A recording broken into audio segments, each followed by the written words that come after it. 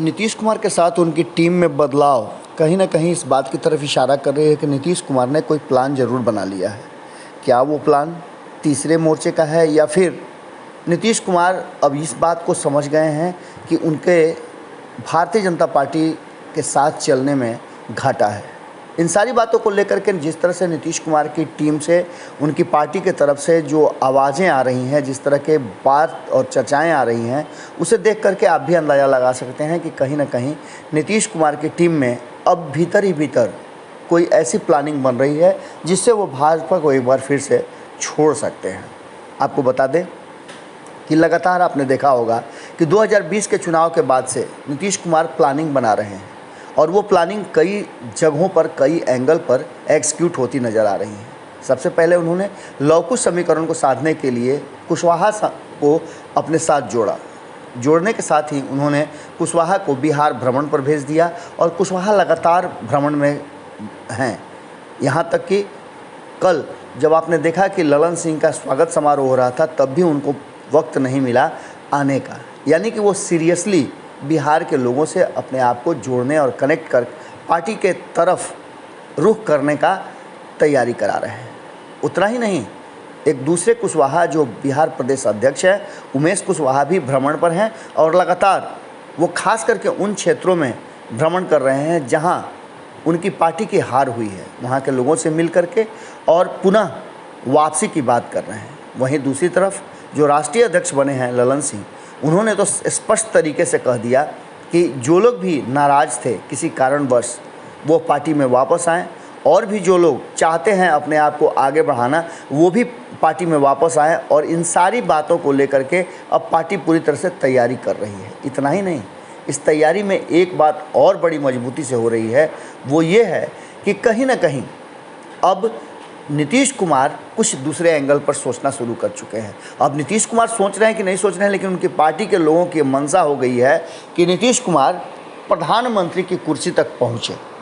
इसके पीछे बहुत सारे कारण हैं। पहला तो ये कारण हो सकता है कि उन्होंने भीतर ही भीतर कोई ना कोई ऐसा प्लानिंग बना लिया है, वो आंकड़े जो प्रधानमंत्री बनने के लिए हैं उसका जुगाड़ सोच लिया है, या फिर कुछ लोग हैं जो एक बार फिर से 2014 की तरह नीतीश कुमार को प्रधानमंत्री का ख्वाब दिखा करके मुख्यमंत्री की कुर्सी खाली कराना चाहते हैं। इन सारी बातों को लेकर के जिस तरह की चर्चाएं हो रही हैं और जिस तरह इन बातें एकाएक ही चल रही थी, अब ये सामूहिक रूप से काफ़ी तेज़ी से उठने लगी हैं। आपको बता दें कि कल जब ललन सिंह का स्वागत चल रहा था और वो एयरपोर्ट से लेकर के कार्यालय तक एक बड़ी रैली की तरह बदल गया, तो उस बीच में कई बार ऐसे नारे लगे कि प्रधानमंत्री पद नरेंद्र मोदी को मिले। हमारा प्रधानमंत्री कैसा हो? नरेंद्र मोदी नहीं, बल्कि नीतीश कुमार जैसा हो।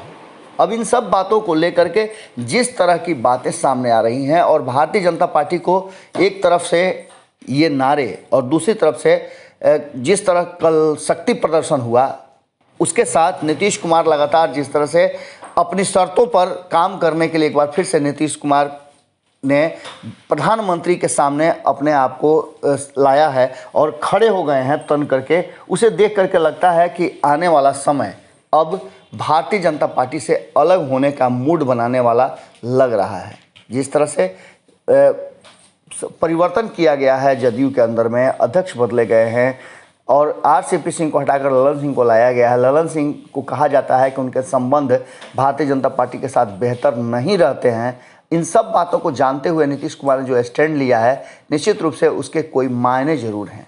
अब कल नारा लग करके और भी बातें स्पष्ट हो गई कि भारतीय जनता पार्टी के खिलाफ, कहीं ना कहीं नरेंद्र मोदी के खिलाफ भी, और पूरी टीम जो है एकजुट नज़र आ रही है। और इस एकजुटता में अब देखने को ये मिल रहा है कि नीतीश कुमार को प्रधानमंत्री बनाने का जहां एक तरफ उनकी पार्टी सोच रही है, वहीं अब विपक्ष सहित कई ऐसे विरोधी हैं नीतीश कुमार के, वो भी अब प्रधानमंत्री बने नीतीश कुमार, इस बात का लगातार पुरजोर प्रयास कर रहे हैं और इसकी बातें रख रहे हैं।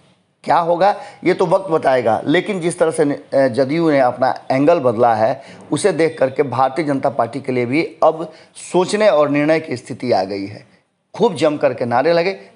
देखिए किस तरह से लोग हुजूम में आए और नीतीश कुमार के लिए प्रधानमंत्री बनाने के लिए नारे लग रहे हैं। अगर ये वीडियो पसंद आई और वह बिहार के राजनीति और बिहारियत से सरोकार रखेनी तो सब्सक्राइब बटन दबा के चैनल के सब्सक्राइब कर ली। ओजे एगो घंटी बा, ओकरा बटन दबा देला से कुल सटीक और मारक खबर रुआ मुफ्त में मिल जाई। अगर रुआ पत्रकारिता के हमनी के नया प्रयोग में सहयोग कर चाहतानी तो ज्वाइन बटन दबा दी। पेटीएम नंबर नोट कर ली 9386816700। धन्यवाद।